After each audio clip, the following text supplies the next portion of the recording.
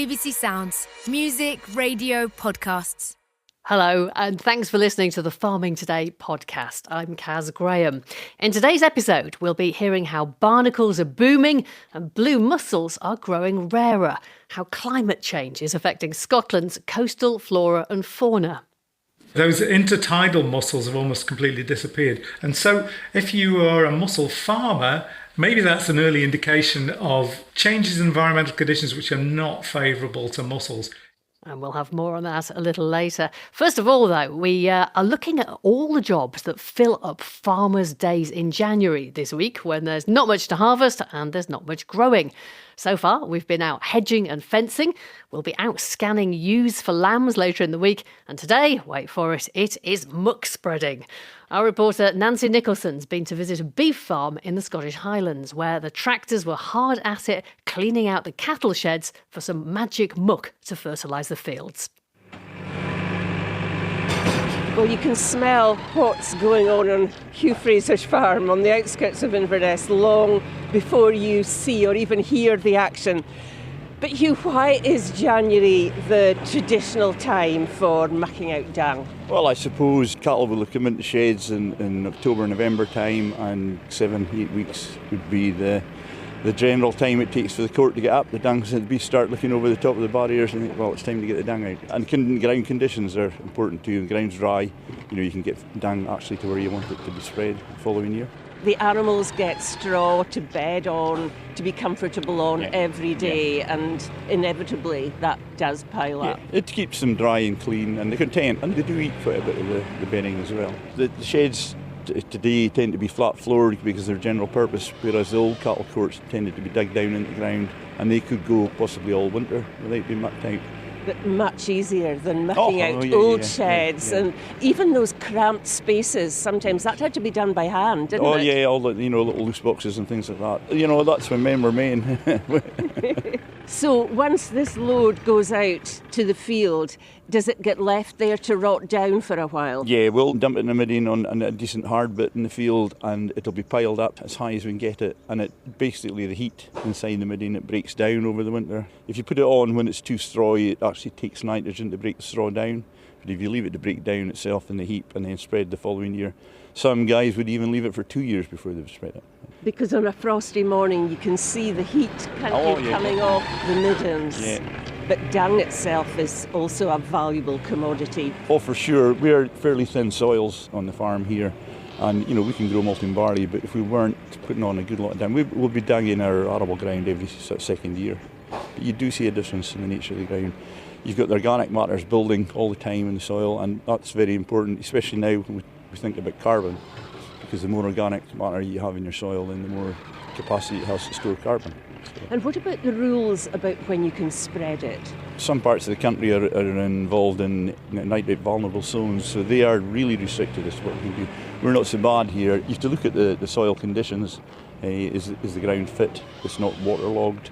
It's not too frosty. I mean, frosty is great because you can stay above the ground, but you're not supposed to spread down on top of frost. Why not? There's the danger of wash off. If you get rain on top of that, then it's just going to run straight down. We also have to look at all the water courses. We need to do a risk assessment before we spread dung or slurry.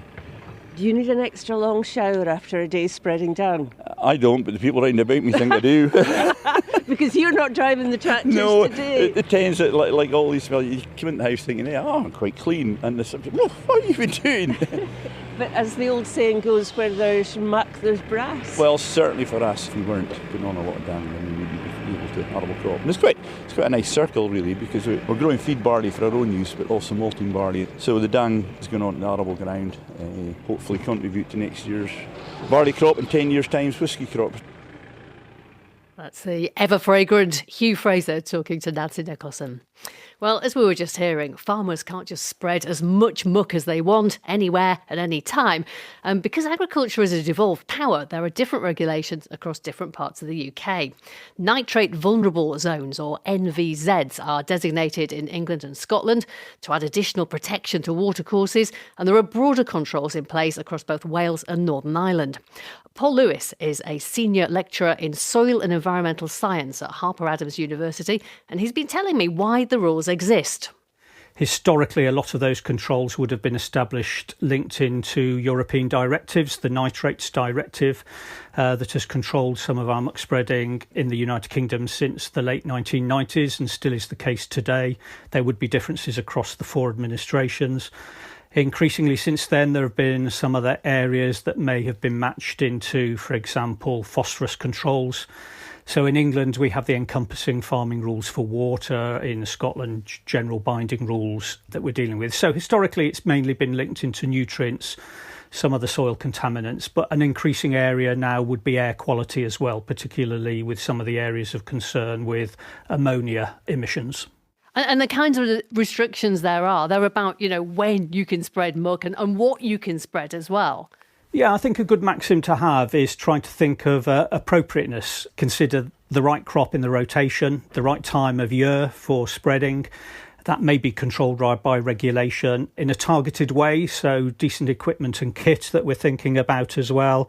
And then quantity. Is the quantity appropriate to maximise soil and crop need as well?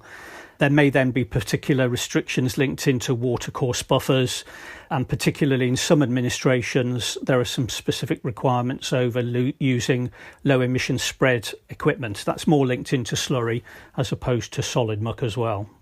Can we talk about Wales? There's been a lot of concern about water pollution. What's the situation there? Is the whole country effectively like an NVZ, a nitrate vulnerable zone now? Yes, Wales has undertaken some major changes, which has gone through a lot of debate within the last few years.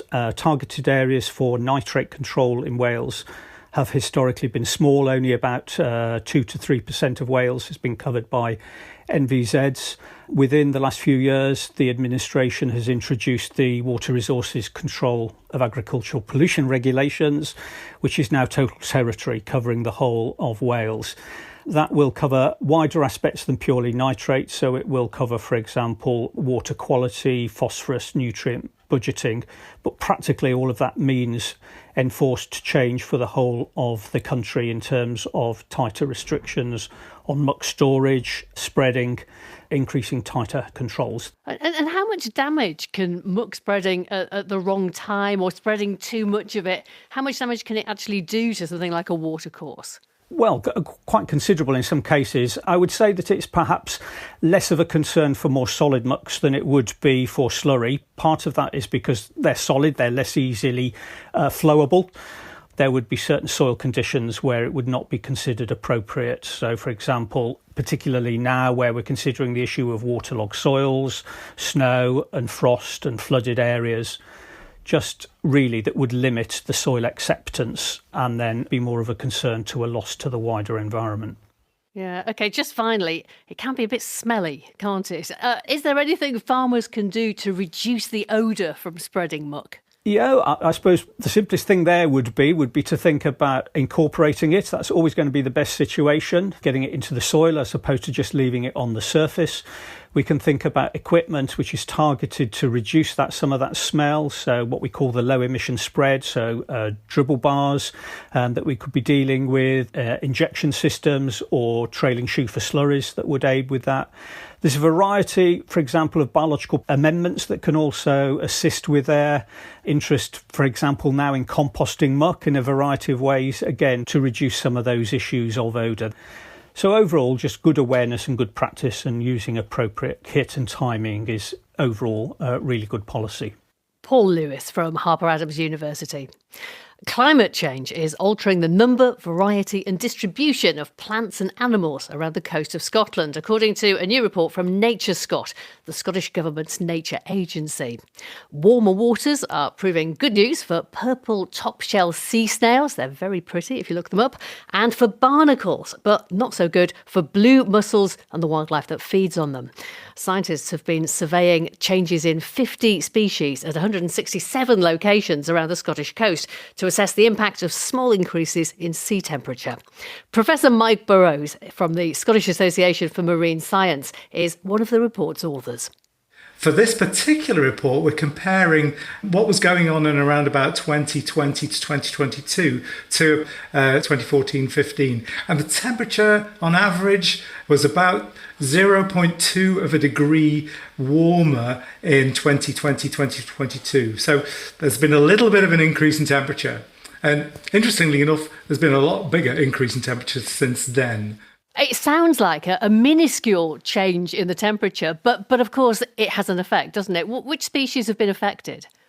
In terms of the ones which we think have been affected, those species which are really quite close to their cold water limits, essentially warm water species which kind of just about hang on in Scotland. So that little bit of an increase in temperature is enough for them to suddenly find conditions a lot more favourable for their kind of growth and reproduction. So they're doing a little bit better. So I'm quite interested in barnacles. They're a really interesting group of species, which are not if you own a boat, of course, that helps to track how marine systems are changing. So our warm water barnacles in Scotland have increased in abundance, particularly on the west coast. And what about species that have been badly affected? I was reading about intertidal blue mussels, and of course they're a really important part of the whole coastal ecosystem. They are. I mean, it's quite hard to understand why blue mussels are declining, because in terms of their climate, they're close to their northern limits, but they're not really right there. And blue mussels have declined particularly along the Solway Firth and along the east coast of Scotland.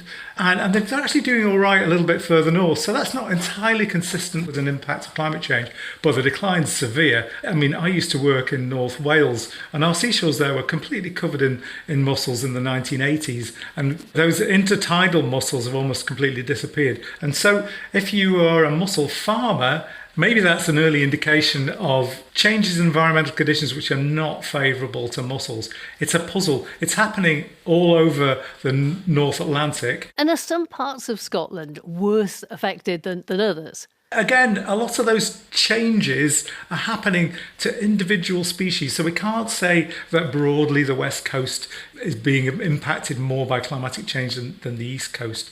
I guess the most important species are those which provide habitat for other species. So there are some seaweed species which have increased recently. So Irish moss, it's also known as Carrageenan moss, that has increased. And those sort of habitat forming species will then provide new habitat for other species. So most of those habitat formers, the kind of bladderwracks, have increased actually over the last kind of 10 years or more. We don't think that's necessarily a climatic change related effect, but habitat forming species will, if they increase the biodiversity of our seashore species. How concerned should we be about this? Because it sounds like we're just going to have increases in certain varieties of species and decreases in others. I mean, could they cancel each other out in the end, if you're with me? To some extent, so long as the species whose warm water equivalents replacing the cold water equivalents do essentially the same function in the ecosystem, then things could be okay. What I do worry about, though, is that climate change is bringing greater storminess, we're getting more heat waves. These extreme events that are coming along with climate change might produce much bigger shifts than these little changes that we're talking about now. We've got a big storm forecast for this weekend. It'd be very interesting to see what happens on our seashores. Certainly here in Oban, near the lab, we had some big storms in 2012, 2013, and they completely stripped parts of the seashore of the seaweeds and the barnacles there. So those extreme events might produce bigger changes than these kind of more subtle ones suggest. That's Professor Mike Burrows. And that's it from us for this morning. I'm Kaz Graham. The producer is Rebecca Rooney, and Farming Today is a BBC Audio Bristol production.